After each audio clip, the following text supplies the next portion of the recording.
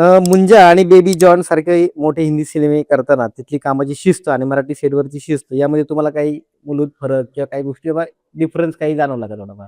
नाही, baby John म्हणजे किंवा मुंजा ते प्रोडक्शन हाऊस आणि ते बजेटचंच गणित वेगळं बरोबर होतं आहे. ना. हां.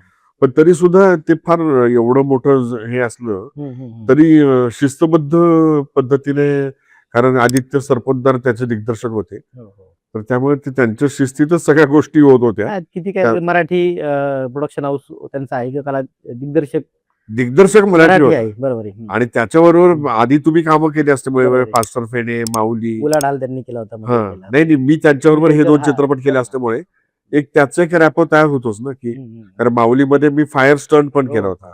येस. त्याच्या सांगण्यावरनं. हं, तो हं. म्हटला, की "मला त्यात फायर स्टंट करणारा ॲक्टर पाहिजे. बरं. तू करणार आहेस का?" हां. म्हटलं, "हो." "मग तू सगळी खबरदारी घेणार?" म्हटलं, "हो साहेब." बरोबर. मग त्याप्रमाणे तो फायर स्टंट केला आणि त्या फायर स्टंटमध्ये साक्षात जितेंद्र जोशी, हं. सिद्धू हं, हं. आणि हे सगळे परत रितेश देशमुख अशी आणि तमाम 150-200 लोकं हां.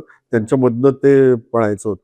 नाही चॅलेंजिंग भूमिका स्वीकारली तर ते कामं तशी टाळायच्या भूमिका आपल्याला हां, म्हणजे मिळतातच. करून तर बघू ना, हो, कारण हो. त्यांनी तो हां. कॉन्फिडन्स दिला होता, की बरोबर, तू बरोबर. तू कुठल्याही क्षणी तुला असं वाटलं, की तू हे सोडून जाऊ शकतो. म्हणजे बरोबर आहे. आपण डमी वापरू. अच्छा, अच्छा, अच्छा. हां. पण त्याला ते डोक्यात पक्कं होतं, कारण त्याने जेवढे चित्रपट बघितले, हं, हं. तर त्यांनी असं कॅरेक्टर जळतानाच कधी बघितलेलं नव्हतं. बरं, बरं. नुसत्या आगीचे डोम त्यांना आग लागली, बघितली. म्हणजे हां. पेटला ओके. म्हणजे काय. बरं, बरं, बरं, बरं. तर त्याला कॅरेक्टरचा चेहरा पाहिजे होता अच्छा. आणि तो ह्या माऊलीमध्ये तो माऊलीमध्ये फायर पण. स्टंट म्हणून तो मी तो केला.